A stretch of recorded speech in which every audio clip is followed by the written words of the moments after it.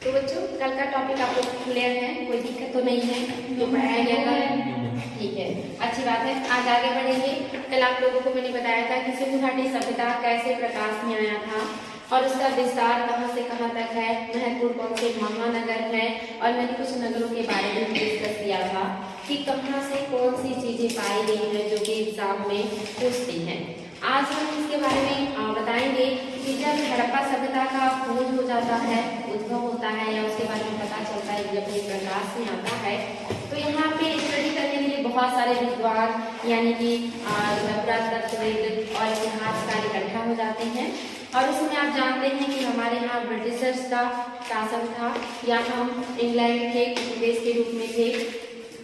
जब हड़प्पा सभ्यता सामने आती है तो जो ब्रिटिशर्स हैं उन्हें यकीन नहीं होता है कि जो सभ्यता है ये भारतीयों की होगी, इसका जो विकास है ये भारतीयों ने किया होगा, क्योंकि वो यही जानते थे या वो यही दिखाते थे कि जो भारतीय हैं वो असभ्य है, इनके पास कोई सभ्यता संस्कृति नाम की कोई चीज नहीं है और वो हमें सभ्य बनाने आए हैं, पूरी दुनिया को यही दिखाते थे।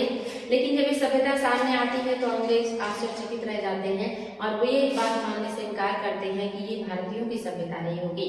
उस समय इस सभ्यता ने विश्व के सारे पुरातत्वविद और इतिहासकारों का ध्यान अपनी तरफ आकर्षित किया और पूरे विश्व से लोग यहाँ पे स्टडी करने के लिए आए। और जब स्टडी होना शुरू होता है तो यहाँ से तीन विचारधाराएं जो है सामने आती हैं।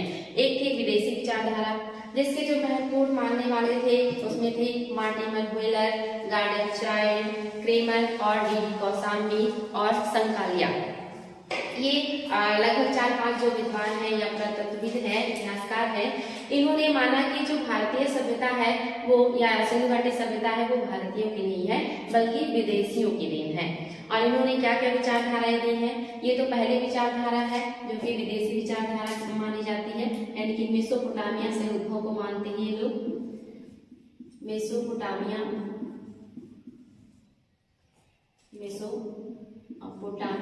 से उद्भव को मानते हैं लोग। और इनमें जो महत्वपूर्ण विचारधारक है वो है मार्टिमर व्हीलर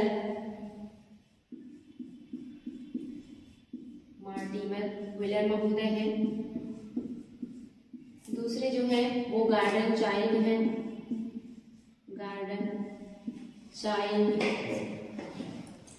और जो तीसरे हैं वो कौशाम्बी है और चौथे हैं क्रेमर है, और जो पांचवे हैं वो है संकालिया। ये महत्वपूर्ण उस समय के स्टडी करने वाले पुरातत्वविद या इतिहासकार हैं जिन्होंने सिंधु घाटी सभ्यता का या हड़प्पा सभ्यता का जो है अध्ययन किया और उन्होंने कहा कि नहीं, ये जो सभ्यता है ये विदेशियों की है। किस आधार पे इन्होंने कहा कि ये भारतीयों की सभ्यता नहीं है बल्कि मेसोपोटामिया ने बसाया है? तो उसमें पहली विचारधारा हम मार्टिमर व्हीलर का लेंगे। इनके कहने का मतलब था कि जो मेसोपोटामिया की सभ्यता है यहाँ के भवनों में सहतीर का प्रयोग किया गया है। सहतीर मीन्स होता है धरनी, या आप इंग्लिश में उसको क्या कह सकते हैं, जो आपके बनाया जाता है, बिम डाला जाता है भवनों को मजबूती देने के लिए। इस तरह की संरचना मेसोपोटामिया में पाया गया है। उन्होंने कहा कि हड़प्पा सभ्यता में भी भवनों में इस तरह की संरचनाएं बनाई गई हैं। इस वजह से जो है ये जो सभ्यता है ये मेसोपोटामिया के लोगों ने ही बसाई होगी, तभी तो वहाँ की भवनों के जैसे ही संरचना यहाँ के भवनों में पाई जाती है। लेकिन जो आगे जो स्टडी करने वाले थे बाकी विद्वानों ने उनके इस मत का खंडन किया। उन्होंने कहा कि सिर्फ जो है बिम के आधार पे या सहतीर के आधार पे ये कह देना कि इस सभ्यता का विकास जो है मेसोपोटामिया के लोगों ने किया होगा, ये कहीं से ठीक नहीं है, क्योंकि बाकी जो चीजें आप देखोगे तो वहाँ के जो भवन हैं वो कच्ची ईंटों के बने हैं, सिंधु घाटी सभ्यता के जो भवन हैं वो पक्की ईंटों के बने हैं। यहाँ का जो जल प्रबंधन प्रणाली है सिंधु घाटी सभ्यता से कहीं बहुत ज्यादा विशिष्ट है।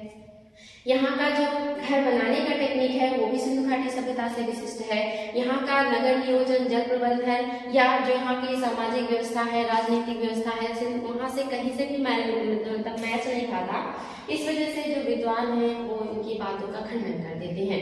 दूसरे जो विचारधारक हैं गार्डन चाइल्ड, इनका क्या कहना था, इन्होंने कहा कि जो मेसोपोटामिया है वहाँ से जो लोग आए थे वो जल मार्ग से आए थे, और जब कोई जल मार्ग से आता है तो अपने साथ बहुत सीमित संसाधन लेकर के आता है, बहुत ज़्यादा सामान या वस्तुएं वो अपने साथ नहीं लेके आ सकता, और उसने यहाँ आने के बाद यहाँ के संसाधनों का, यहाँ की परिस्थितियों के अकॉर्डिंग अपने दिमाग से यूज करके एक नए प्रकार की सभ्यता, एक नए प्रकार के नगर नियोजन, एक नए प्रकार के जीवन का विकास किया था। इसीलिए मेसोपोटामिया से ये मैच नहीं करता, बिकॉज यहाँ की परिस्थितियाँ, यहाँ का जो चीजें हैं, व्यवस्थाएं हैं, वो वहाँ से डिफरेंट है, तो उन्होंने यहाँ आकर के अलग तरह की व्यवस्था की थी। लेकिन इनके भी विचार को विद्वानों ने या समकालीन इतिहासकार थे उन्होंने खंडन किया। उन्होंने कहा कि अगर ऐसा है कि मानते हैं मेसोपोटामिया से लोग सीमित संसाधनों के साथ आए थे, लेकिन वो अपनी लिपियां तो नहीं भूल जाएंगे, वो अपने लिखने का जो टेक्निक है, जो अक्षर है, वो तो नहीं भूल जाएंगे, जिसमें आज तक उन्होंने बातचीत की है, जिसको उन्होंने समझा है, जिसमें वो आपस में जो है एक तरीके से भी उपयोग करते हैं। अपनी भाषा, अपनी चीजें इंसान कभी नहीं छोड़ता है, कभी नहीं भूलता है। हाँ, दूसरी जगह की चीजों को वो ले सकता है, लेकिन अपनी चीजों को वो जरूर रखेगा अपने साथ। तो यहाँ पे इनकी भाषाएं जो है वो कैसे इतना ज्यादा बदल जाती हैं। सिंधु घाटी सभ्यता की लिपियां बिल्कुल डिफरेंट है। मेसोपोटामिया की लिपि कीलनुमा लिखे जाते हैं, लेकिन जो सिंधु घाटी सभ्यता की है ये भाव चित्रात्मक है, या फिगर बना बना करके लिपियों को लिखा गया है, जो कि मेसोपोटामिया से बिल्कुल मैच नहीं करते हैं। इसके अलावा वहाँ का और भी कोई भी चीज जो है वो सिंधु घाटी सभ्यता से मैच नहीं करता है। यहाँ का जो व्यापार है वो भी उन्नत किस्म का है, तो यहाँ पे इनके विचार का भी खंडन हो जाता है। जो कौशाम्बी महोदय है, इनका कहना था कि मिस्र, मेसोपोटामिया और सिंधु घाटी सभ्यता, तीनों सभ्यताओं के लोग एक ही मूल के थे। लेकिन ये भी जो इनकी बात है या विचारधारा है, इसका भी खंडन हो जाता है, क्योंकि ये एक मूल के बिल्कुल भी नहीं थे। सिंधु घाटी सभ्यता और मेसोपोटामिया की सभ्यता और मिस्र की सभ्यता में काफी डिफरेंसेस हैं। दोनों जगह के सामाजिक, राजनीतिक, आर्थिक व्यवस्था में, दोनों जगह के व्यापार की व्यवस्था में, लोगों के जो है जीवन में जो दैनिक चीजों के उपयोग संबंधी चीजों में, ये काफी डिफरेंसेस है। इन सब में सबसे जो उन्नत किस्म का है वो सिंधु घाटी सभ्यता है। इनकी विचारधारा का भी खंडन हो जाता है। क्रेमर महोदय भी गार्डन चाणक्य की विचारधारा से प्रभावित है। इन्होंने भी कहा कि वहाँ के लोगों ने आकर के यहाँ के परिस्थितियों के अकॉर्डिंग चीजों का अपने दिमाग से उपयोग करके नई सभ्यता का विकास किया होगा। तो इन सारे लोगों का विचारों का खंडन हो जाता है। जो संकालिया महोदय है, ये इनका क्या कहना था कि जो मेसोपोटामिया है, यहाँ पे ऊंचे चबूतरे नुमा संरचना बनी हुई है, जिसे जेगुरेट्स कहा जाता है। जेगुरेट इंपॉर्टेंट है, जेगुरेट। ये जो जेगुरेट होता है, ये ऊंची चबूतरे नुमा संरचना होती है, जहाँ पर बैठकर जो है वहाँ का राज्याध्यक्ष जो होगा या शासन जो होगा वो अपनी जनता को संबोधित करता था, और यह अपेक्षाकृत एक ऊंचा प्लेस होता था, एक ऊंचा चबूतरा या ऊंचा स्थान होता था। सिंधु घाटी सभ्यता में मैंने आपको बताया था, या भी वो बताएंगे कि जो रास्ते हुआ करते थे सिंधु घाटी सभ्यता के, वहाँ पे रोड के किनारे जगह जगह ऐसे ऊंचे चबूतरे पाए गए हैं, जिसपे यहाँ के जो विद्वान हैं वो संभावना व्यक्त करते हैं कि वहाँ पे बैठ करके लोग सामान बेचा करते रहे होंगे। तो इनके कहने का मतलब था कि ऐसे ऊंची संरचना या जेगुरेट्स जैसी संरचना मेसोपोटामिया में मिलती है और सिंधु घाटी सभ्यता में भी मिलती है।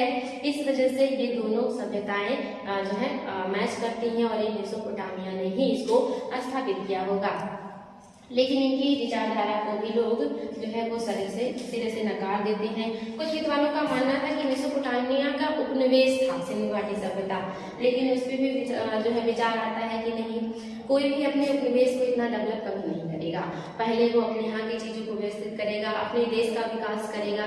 जैसे मान लीजिए हम ब्रिटेन के जो है उपनिवेश थे, तो ब्रिटेन ने जितनी भी नीतियां या जो भी चीजें यहाँ पे लागू करी, चाहे वो रेलवे का विकास हो, डाकतार का विकास हो, या जो भी नई टेक्नोलॉजी लेकर के आए, वो अपनी जो है फायदे के लिए लेकर के आए। उसका उपयोग उन्होंने यहाँ से सामानों को, वस्तुओं को और बाकी चीजों को ले जाने में, अपने कंट्री के लिए ले जाने में, व्यवस्था के लिए लेकर के आए, सुविधा के लिए लेकर के आए।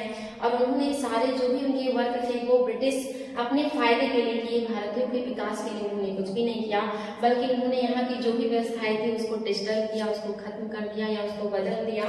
तो लोगों ने कहा कि बिल्कुल नहीं हो सकता। मेसोपोटामिया के लोग अगर सिंधु घाटी सभ्यता जो है उनका उपनिवेश था, तो वो पहले मेसोपोटामिया की चीजों को व्यवस्थित करेंगे, ना कि सिंधु घाटी सभ्यता की चीजों को व्यवस्थित करेंगे। और ये बात बिल्कुल सही थी। तो यहाँ पे इन सारे विचारधाराओं का खंडन हो जाता है, यानी कि इसमें कोई सच्चाई नहीं थी और इसको लोग नकार देते हैं। आप जानते हैं जो कि ब्रिटिशर्स का था उस समय यहाँ पे शासन, तो अंग्रेज कभी नहीं चाहते थे कि ये सभ्यता भारतीयों का साबित हो, क्योंकि वो पूरे विश्व में यही बताते थे कि जो भारतीय हैं वो जंगली है, बर्बर है, असभ्य है, क्योंकि कोई सभ्यता संस्कृति नहीं है, वो सदियों से गुलाम रहे हैं और उन्हें गुलाम रहने की आदत है। हम उन्हें सभ्य बनाने आए हैं, उन्हें सुसंस्कृत बनाने आए हैं। तो इस वजह से वो इस सभ्यता को मानते नहीं है कि भारतीयों का है, लेकिन इस पे स्टडी चलती रहती है। और जो दूसरी विचारधारा आती है सामने, वो आती है बलूची ईरानी या ईरानी बलूची विचारधारा, ईरानी बलूची विचारधारा। ये जो विचारधारा थी ये जो है ये कहाँ से सामने आई है, तो ये पाकिस्तान का जो बलूचिस्तान वाला प्रांत है और जो है ईरान वाला बेल्ट है, जहाँ पे ये टच करता है, वहाँ पे लोगों ने स्टडी किया और स्टडी करने के बाद जो है कुछ निष्कर्ष निकाले। इस तरह के जो मानने वाले हैं उसमें है फेयर सर्विस और रोमिला थापर। दो विद्वान हैं, एक है फेयर सर्विस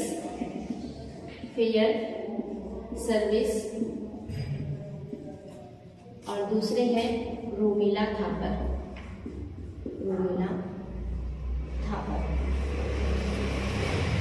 ये जो दो विद्वान हैं इनका मानना है कि जो सिंधु घाटी सभ्यता का विकास हुआ है वो ईरानी बलूची जो है संस्कृतियों के संयुक्त प्रभाव से हुआ है।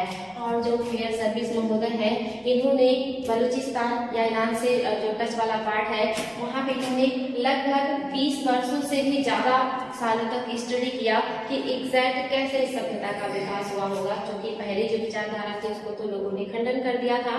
तो इन्होंने स्टडी किया 20 से ज्यादा वर्षों तक और वहाँ के जो है जमीन का इन्होंने लगभग 10 लेयर्स से भी ज्यादा या 10 स्तर से भी ज्यादा खुदाई किया। और खुदाई के दरमियान उन्हें पता चला कि जो सभ्यता है ये कई वर्षों में या कई लेयरों में पाई गई और सारे जो लेयर्स हैं उसमें अलग अलग तरह के जो है चीजें प्राप्त हुई। जैसे इन्होंने क्या देखा कि जो मान लीजिए ए लेयर है, ये बी लेयर है, ये सी है और ये डी है।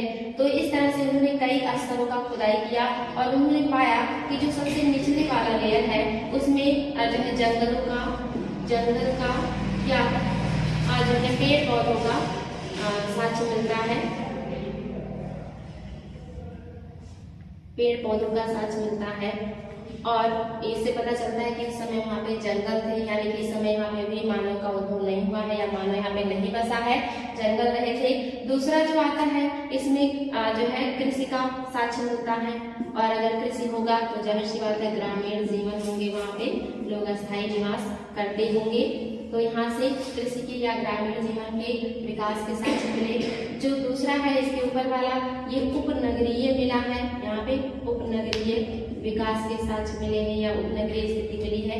कैसे हुआ होगा, जहाँ पे जंगल और पेड़ थे इसको साफ करके लोगों ने कृषि करना शुरू किया होगा और कृषि करने के बाद यहाँ पे ग्रामीण जीवन आए होंगे।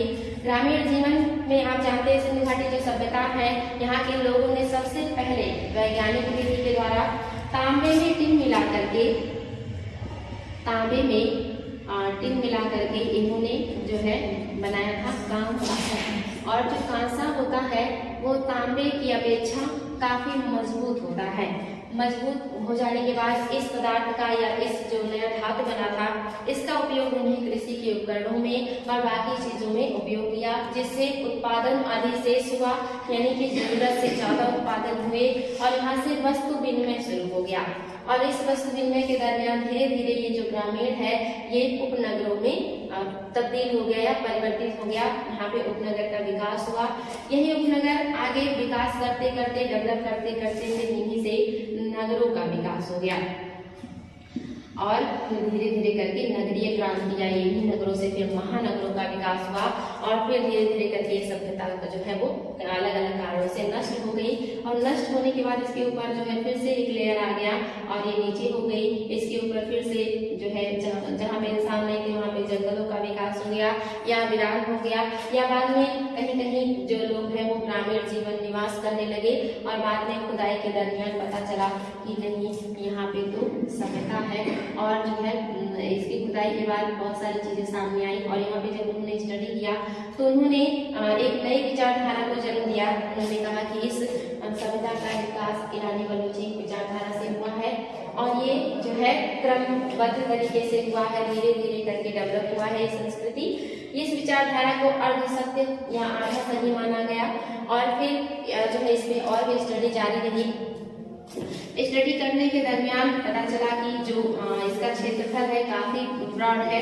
सिर्फ बलूचिस्तान के आधार पे या वहाँ की स्टडी करने के आधार पे कोई निष्कर्ष निकालना सही नहीं है। फिर यहाँ के जो भारतीय विद्वान थे जिसमें थे अमलानंद घोष और धर्मपाल अग्रवाल, अलचिन, जो तीसरी विचारधारा है ये देसी विचारधारा है। देसी विचारधारा या इसी को सोथी विचारधारा भी कहते हैं। सोथी विचारधारा, ये जो सोथी विचारधारा है ये आप देखोगे जो सोथी संस्कृति है इसका विकास बीकानेर जिले में हुआ था। तो यहाँ से देसी विचारधारा सामने आती है। इसमें जो विद्वान हैं अमलानंद घोष हैं, अमलानंद घोष, अलचिन बंधु है, अलचिन बंधु और इसके अलावा कुछ और भी विद्वान हैं जो कि भारतीय हैं, जैसे कि धर्मपाल अग्रवाल है, धर्मपाल अग्रवाल। ऐसे और भी बहुत सारे विचारक हैं, ये ज्यादा जो है इम्पोर्टेंट है। जिन्होंने ये विचारधारा जो है दी कि नहीं ऐसा नहीं है, ये ना तो विदेशियों द्वारा बसाया गया है ना ये ईरानी बलूची है, बल्कि ये स्थानीय लोगों की बसाई गई सभ्यता है। यहाँ के स्थानीय लोगों ने ही क्रमिक विकास के द्वारा यानी कि क्रमबद्ध तरीके से नवपाषाण काल में कृषि करना शुरू किया। उसके बाद तांबे का प्रयोग करना शुरू किया इंसानों ने। फिर उन्होंने तांबे में टिन मिला करके कांसा बनाया और कांसे बनाने से जो अधिशेष हुआ, अधिशेष का विनिमय हुआ, विनिमय से जो है और समृद्धि आई और उन्होंने व्यापार करना शुरू कर दिया। बहुत नए नए तरीके के निर्माण करने शुरू किए और उन्हीं बस्तियों में से डेवलप करके सिंधु घाटी सभ्यता के नगर बने हैं। जैसे मैंने आपको बताया था सिंध का जो अमरी है, अमरी संस्कृति है, ये डेवलप करके मोहनजोदड़ो बना था, मोहनजोदड़ो बना था।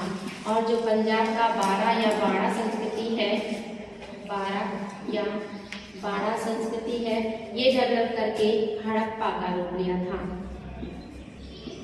ऐसे ही बहुत सारे नगरों का या महानगरों का विकास इन्हीं ग्रामीण बस्तियों से हुआ था जिन्होंने उत्पादन अधिशेष करना शुरू कर दिया था। ये विचारधारा सबसे सर्वमान्य विचारधारा है। इसी को लास्ट में मान लिया जाता है कि जो सिंधु घाटी सभ्यता का विकास हुआ है वो क्रमबद्ध तरीके से यहाँ के स्थानीय लोगों ने ही किया था, ये कोई विदेशी सभ्यता नहीं है। और ये जो विचारधारा मान ली जाती है तब से ये सिंधु घाटी सभ्यता जो है वो देशी उद्भव से माना जाता है। यहाँ से इसका जो है कन्फर्म हो जाता है कि जो भारतीय सभ्यता है, सिंधु घाटी सभ्यता है, वो इंडियंस की सभ्यता है या हमारे स्थानीय लोगों के द्वारा विकास किया गया सभ्यता है। ये सर्वमान्य सत्य है और यहाँ से ब्रिटिशर्स को मानने पे मजबूर होना पड़ता है। ये उस समय की सबसे विशिष्ट सभ्यता थी, नगरीकृत सभ्यता थी। यहाँ का जल प्रबंधन प्रणाली और जो व्यापार था काफी उन्नत था। पहले कल आप लोगों को कुछ नगरों के बारे में डिटेल भी बताया था कि मोहनजोदड़ो में जो है कुछ खास चीजें मिली थी, हड़प्पा में क्या मिला था, धौलावीरा में क्या पाया गया, और आपको लोथल के बारे में भी बताया था। लोथल से 2 पॉइंट और भी है, जैसे कि यहाँ से पंचतंत्र की जो चालाक लोमड़ी है उसका उल्लेख मिला है यहाँ के मृत भांडों से। लोथल के मृत भांडों पे पंचतंत्र के चालाक लोमड़ी का उल्लेख मिला है। इसके अलावा लोथल से मम्मी का साक्ष्य मिला है। मम्मी का जो कॉन्सेप्ट है आपको पता है कि ये मिस्र का है। मम्मी मिलने से हमें पता चलता है कि हमारे यहाँ के जो लोग थे वो मिस्र से भी आयात निर्यात या व्यापार करते थे या संपर्क रखते थे।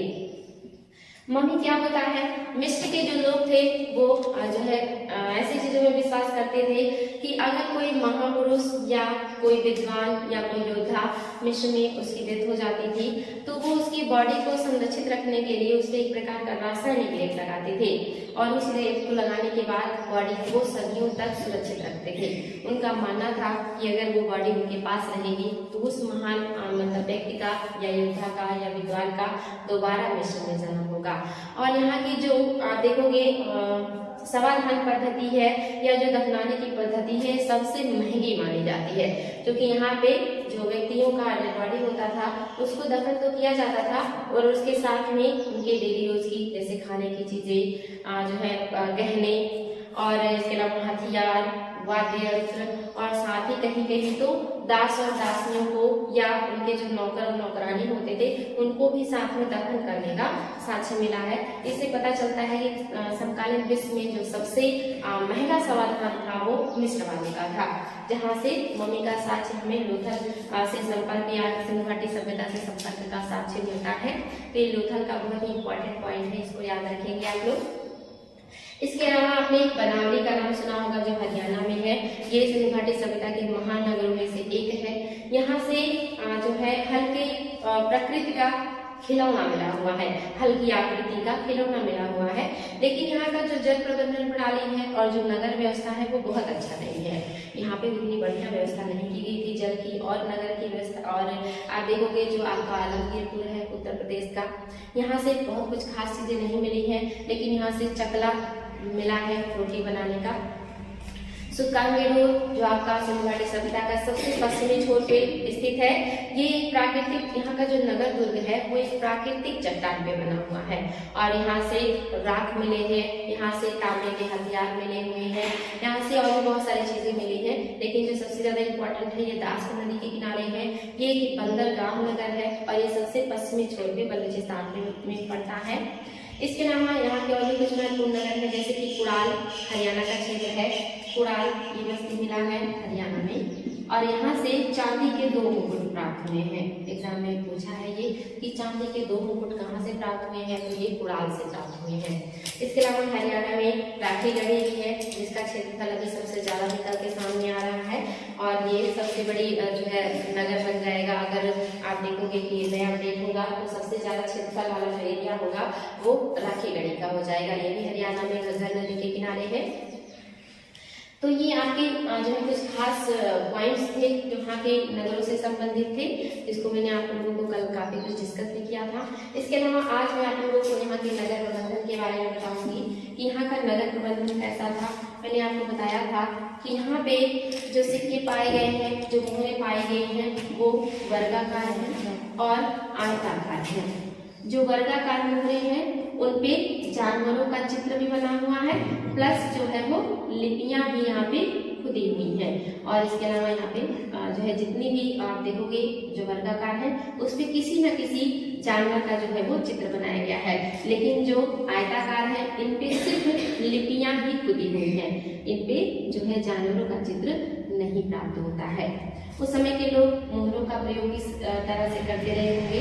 तो ज्यादातर माना जाता है कि यहाँ के जो लोग थे वो वस्तु विनिमय करते थे, यानी कि जो सामान है उसी का अदला बदली कर लिया करते थे। सिक्कों का प्रयोग बहुत कम होता था सामान खरीदने बेचने में। यहाँ पे इन सिक्कों का प्रयोग ज्यादातर माना जाता है कि मुहर यानी कि जो सामान के पहचान के रूप में किया जाता था। जैसे यहाँ के जो लोग हैं वो सामान को विदेशों में भी भेजते थे और अपनी सभ्यता में भी एक जगह से दूसरी जगह भेजा करते थे।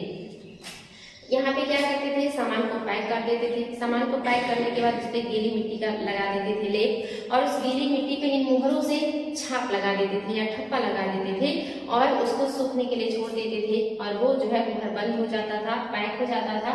फिर उस सामान को वो विदेशों को भी भेजते थे और अपने यहाँ भी स्थानीय दूसरे नगरों में भेजा करते थे। इससे उनके सामान का पहचान हुआ करता था। तो पहचान के लिए और सामान के साथ कोई छेड़छाड़ न करे, पैकिंग के लिए और उस पैकिंग के ऊपर चिन्ह बनाने के लिए या उसे हाईलाइट करने के लिए इस तरह के मोहरों का वो लोग प्रयोग किया करते थे। ये तो है मोहरे, और वहाँ की जो मोहरे हैं वो वर्गाकार और आयताकार ही मिली है। यहाँ सबसे ज्यादा जो मोहरे मिली है वो सेल खड़ी की मिली है। ये एग्जाम में कई बार आया है। यहाँ सबसे ज्यादा जो मुद्रण है वो किसकी मिली है, तो वो सेलखड़ी की मिली हुई है। ये एक मुलायम चट्टान है, सेलखड़ी एक मुलायम चट्टान है। इसके अलावा यहाँ से जो है तांबे और कांसे के भी सिक्के मिले हुए हैं, लेकिन सबसे ज्यादा जो है सेलखड़ी के मिले हैं। यहाँ के सिक्कों में किन पशुओं का अंकन नहीं पाया जाता है, एग्जाम में कई बार आया है। तो यहाँ से शेर का अंकन नहीं मिलता, घोड़े का अंकन नहीं मिलता, ऊंट का अंकन नहीं मिलता और साथ ही गाय का। यहाँ के सिक्कों पे इन जानवरों के अंकन नहीं मिलते हैं। ये वेरी वेरी इंपॉर्टेंट है, एग्जाम में हमको कई बार पूछा है। इन जानवरों का अंकन नहीं मिलता है, लेकिन यहाँ से गैंडा, भैंसा और जो है सांड, एक श्रृंगी पशु और जो है इन सारी चीजों का, बाघ, इन सारी चीजों का अंकन मिलता है। इसके अलावा जो है पौधों का भी मिलता है, लिपियां उत्कीर्ण हैं, लेकिन इन जानवरों के जो है उत्कीर्ण सिक्के पे नहीं मिलते हैं। मोहनजोदड़ो से एक सिक्का मिला है जो कि चौकोर है और इस पे एक योगी की मुद्रा में एक व्यक्ति बैठे हुए हैं जो कि देखोगे पद्मासन मुद्रा में बैठे हुए हैं और उन्होंने ध्यान लगा रखा है और उनके बाएं तरफ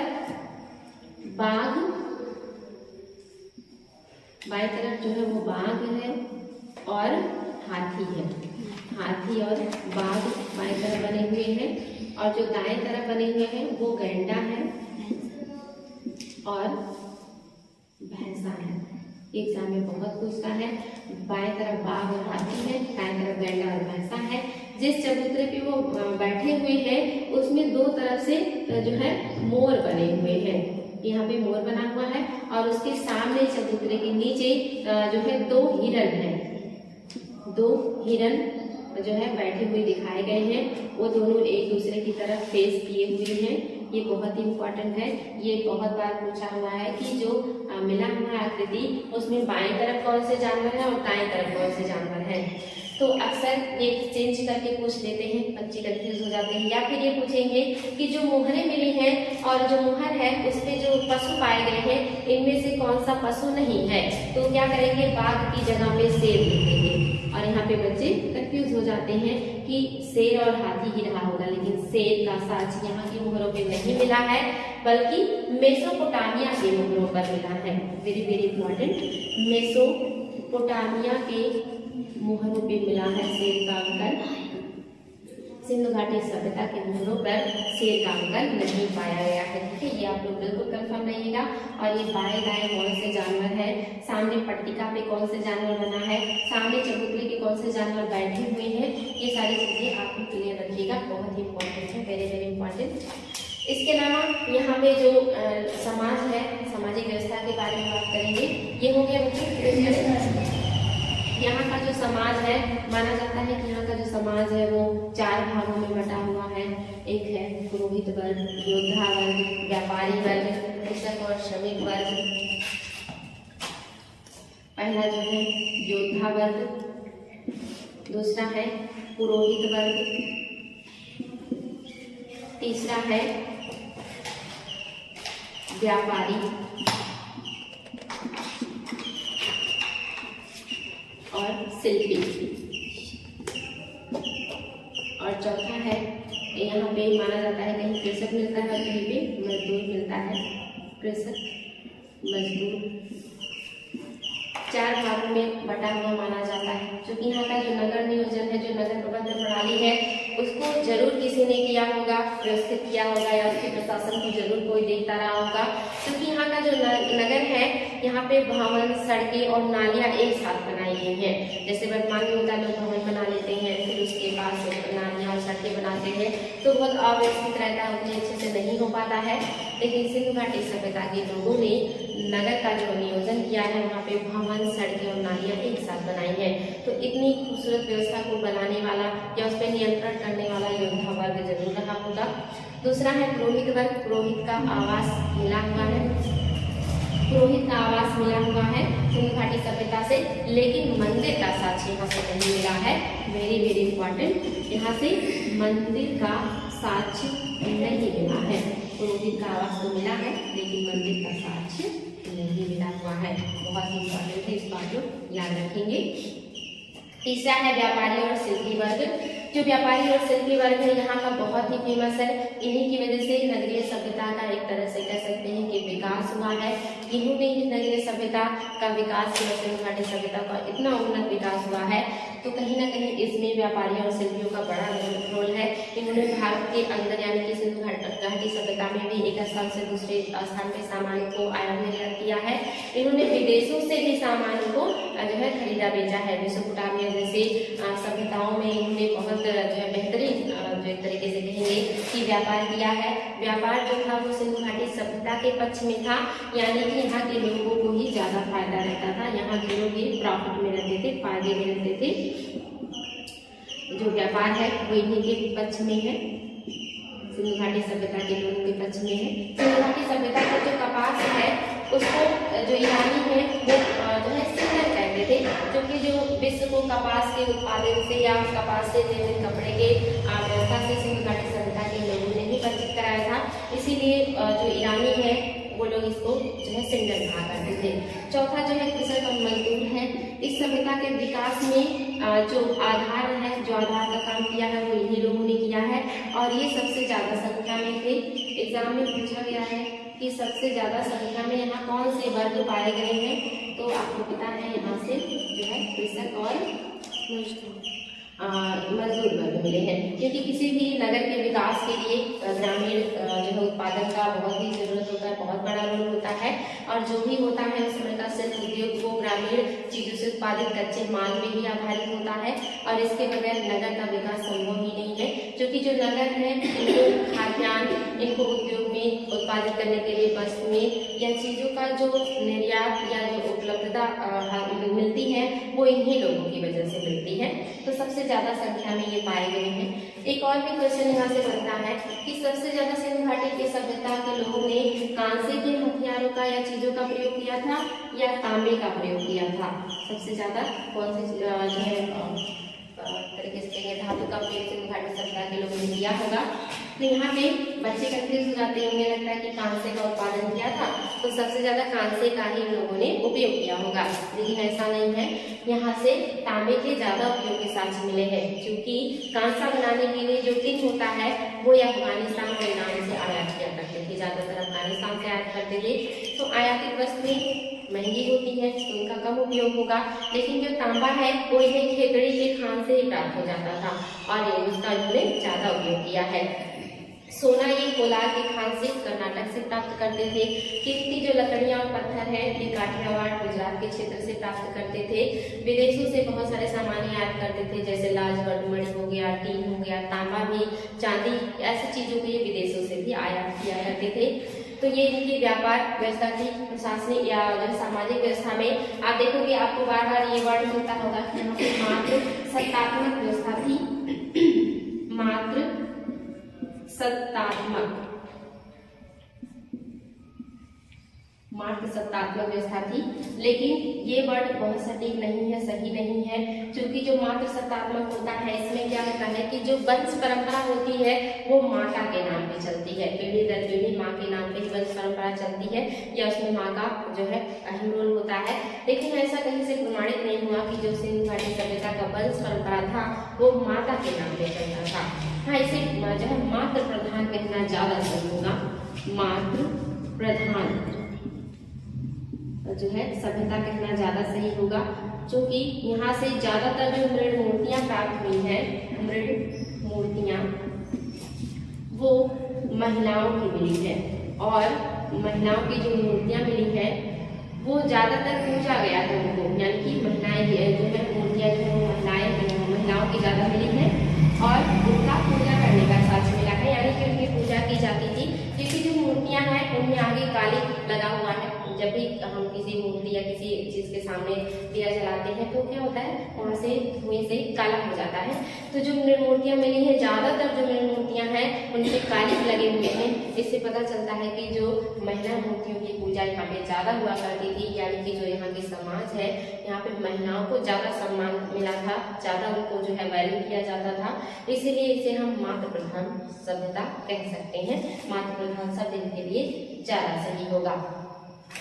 इसके अलावा आप देखेंगे यहाँ का जो आर्थिक जीवन है काफी अच्छा था, व्यापार काफी उन्नत था, सारे लोग जो थे वो हर चीजों का उपभोग करते थे खाने में, चाहे आप देखोगे यहाँ पे तरबूज, खरबूज और ककड़ी जैसे फसल, गेहूं, जौ, धान, सरसों यानी कि दलहन, तिलहन, इन सारी फसलों का ये लोग उपयोग किया करते थे। ये लोग शाकाहारी भी थे, ये लोग मांसाहारी भी थे, यानी कि दोनों तरह के प्रवृत्ति के लोग पाए जाते हैं। ये लोग ऊनी और सूती दोनों कपड़े पहनते थे।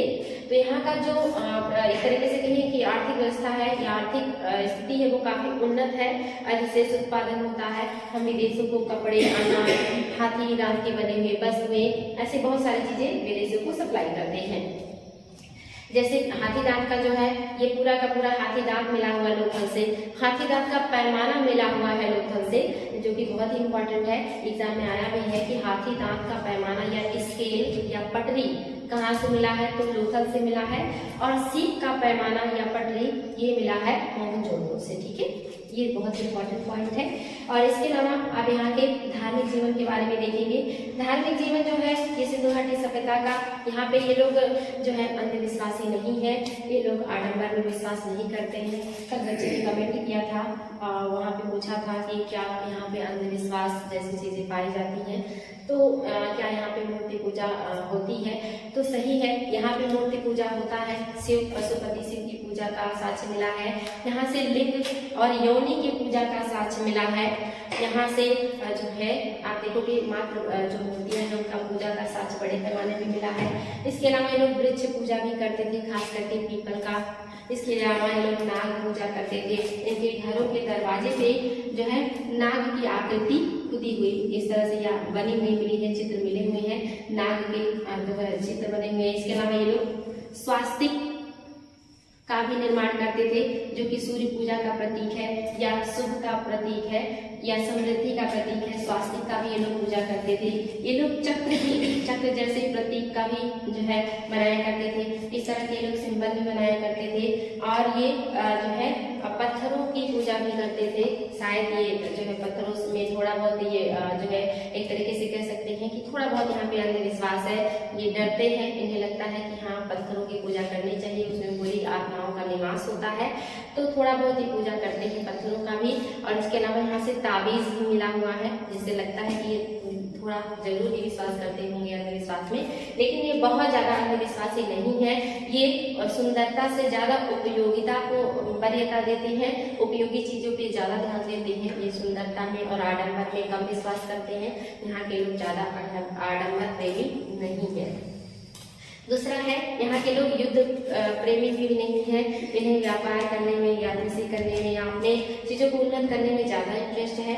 बिकॉज यहाँ से जो हथियार मिले हैं वो सुरक्षात्मक नहीं है, बल्कि आक्रामक हथियार है। जैसे लगता है कि ये शिकार वगैरह करते थे, और सही भी है। ये जो मनोरंजन का इनके साधन था उसमें शिकार भी एक महत्वपूर्ण रोल निभाता था। ये बड़े पैमाने के पशुओं का शिकार करते थे, मांसाहार करते थे। लेकिन ये युद्ध प्रेमी नहीं थे, क्योंकि यहाँ से जो है तलवार नहीं मिला है, ढाल नहीं मिला है, शिरस्त्राण नहीं मिला है, और ये लोग लोहे से भी परिचित नहीं थे। ऐसे ही मतलब कोई भी सुरक्षात्मक हथियार यहाँ से नहीं मिले हैं जो युद्ध प्रेमी लोग पसंद करते हैं या रखते हैं, जिनके पास उपलब्ध होता है।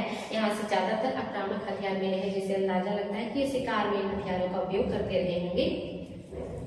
और यहाँ का आपने देखा सामाजिक और जो है आर्थिक, यहाँ का धार्मिक क्षेत्र आपने देखा। यहाँ का जो राजनीतिक व्यवस्था है उसमें भी थोड़ा सा डिस्प्यूट है।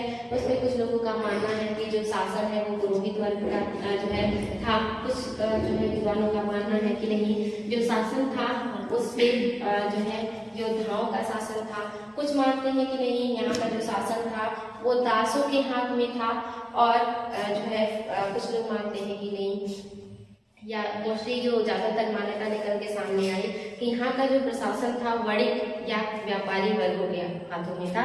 इसको मानने वाले ज्यादातर लोगों का मतलब विचारधारा है कि यहाँ पे जो प्रशासन देखते थे या जो यहाँ की राजनीतिक व्यवस्था थी वो व्यापारियों और जो है शिल्पियों के हाथों में था। ये मान्यता ज्यादा जो है सटीक माना जाता है। तो यहाँ का प्रबंधन हो गया। अब नगरों की बात करेंगे। आपने सिक्के देखे यहाँ पे वर्गाकार या आयताकार मिले हुए हैं। ऐसे यहाँ के जो भवन है वो भी, या फिर कहेंगे यहाँ की जो बस्तियां हैं, जो नगर मिले हैं वो भी या तो वर्गाकार है या तो जो है आयताकार है। यहाँ की जो नगर नियोजन प्रणाली है बहुत ही बेहतरीन है। यहाँ यहाँ का जो मेन रोड होता था वो उत्तर से दक्षिण को जाता था और इसकी जो चौड़ाई होती थी ये लगभग 10 मीटर तक होती थी। वर्तमान के हाईवे जैसे काफी चौड़ी हुआ करती थी, लगभग 10 मीटर तक। इसको दूसरी रोड सब पोल पर काटती थी और जो कि उत्तर से दक्षिण को जाती थी और दूसरा जो है वो पूर्व से पश्चिम को जाती थी। ये चौड़ी सड़कें हुआ करती थी। इन सड़कों से फिर जो है उप सड़कें निकाली जाती थी जिनकी जो चौड़ाई थी वो 2.75 से लेकर के 3.66 मीटर तक चौड़ी हुआ करती थी। फिर इनसे गलियों को निकाला जाता था और जो गलियां थी ये 2 मीटर तक चौड़ी थी। इनका जो चौड़ाई है वो 2 मीटर तक है। जो यहाँ के मकान हैं उनके जो दरवाजे हैं वो मेन रोड की तरफ ना खुल करके ये गलियों की तरफ खुलते हैं। इनका जो मकान का दरवाजा है ये गलियों की तरफ खुलता था। ये लोग मेन रोड की तरफ दरवाजा नहीं खोलते थे। मैंने आपको कल बताया था कि इनके मकान में जो है बीच में बरामदा होता था। बरामदे के चारों तरफ कमरे हुआ करते थे और यहाँ जो सबसे किनारे वाला यानी कि दरवाजे के पास वाले कमरे होते थे दोनों साइड, तो एक साइड में इनका किचन होता था, किचन, और दूसरे साइड में इनका बाथरूम या शौचालय हुआ करता था।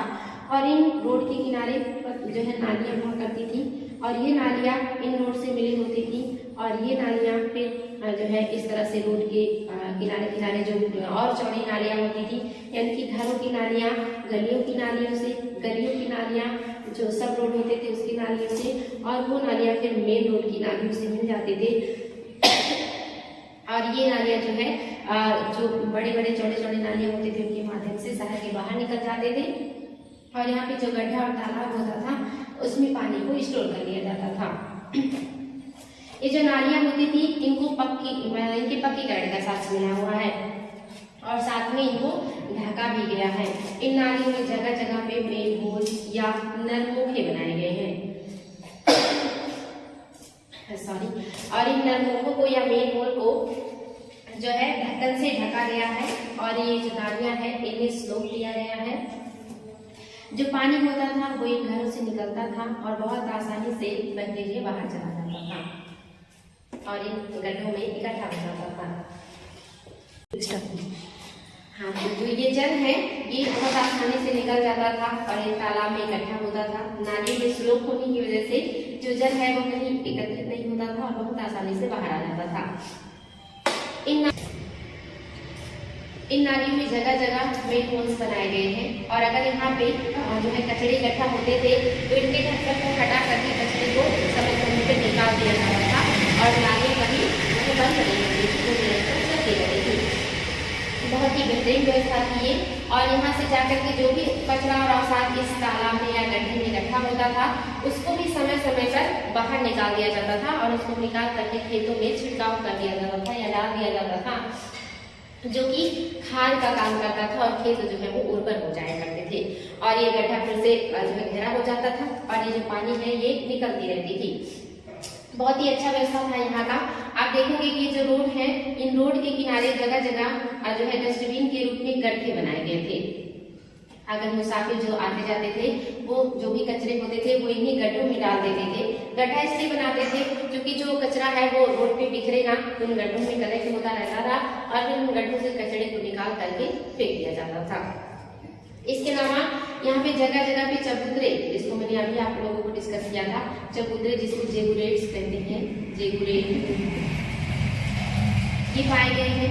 ऐसा अनुमान लगाया जाता है कि इन स्थानों पे बैठ करके या इन चबूतरों पे बैठ करके सिंधु घाटी सभ्यता में लोग सामानों की बिक्री करते रहे होंगे।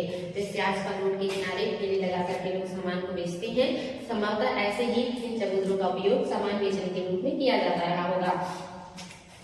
यहाँ पे जगह जगह पे आप देख रहे हो कचरा इकट्ठा करने के लिए डस्टबिन भी है। साथ में यहाँ पे जो है आपको कुएं भी मिलेंगे। रास्ते में जगह जगह कुएं भी बनाए गए हैं मुसाफिरों के लिए, जो बाहर आते जाते रहते थे उनको पानी की व्यवस्था हो तो उनके लिए कुएं भी बनाए गए हैं।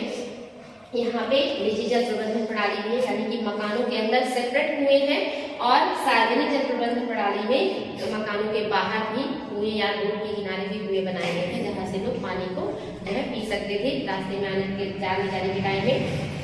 यहाँ से निजी भवन को मिले ही हैं, यानी कि जो भवन है काफी उन्नत है। जो भवन निर्माण मैंने बताया था कि इंग्लिश भवन पद्धति पे लोग भवनों का निर्माण करते थे, यानी कि ईंट को पहले ऐसे ऐसे लगाते थे और उसके बाद इन ज्वाइंट्स पे फिर ईंटों को लगाते थे, जिससे भवन मजबूत हुआ करता था और जल्दी टूटता नहीं था। कच्चे गारों से इनका निर्माण किया जाता था। मोस्टली जो भवन है वो पक्की ईंटों से बनाए गए हैं, लेकिन जो छत और दरवाजे हैं वो लकड़ियों के मिले हैं, लकड़ियों के बनाए जाते थे। इसीलिए जो भी हमारा जो सभ्यता का नगर सामने आया है, तो ये दीवार और ये ईंट तो आज भी सुरक्षित रूप में है, काफी मजबूत थे, लेकिन जो छत है वो और जो दरवाजे हैं उनका अवशेष प्राप्त नहीं होता, क्योंकि ये लकड़ियों का था। और आपको पता है कि लकड़ी वगैरह जो है वो समय के साथ डिकम्पोज हो जाते हैं, यानी कि उनको जो कीटाणु या जो होते हैं चीजें छोटी छोटी सूक्ष्म जीव वो उसको मिट्टी में मिला देते हैं। तो छत के अवशेष नहीं मिलते, लेकिन छत के ऊपर जाने के लिए सीढ़ियों के अवशेष मिले हैं, जिससे पता चलता है ये मकाने 2-3 मंजिले के बनाया करते थे।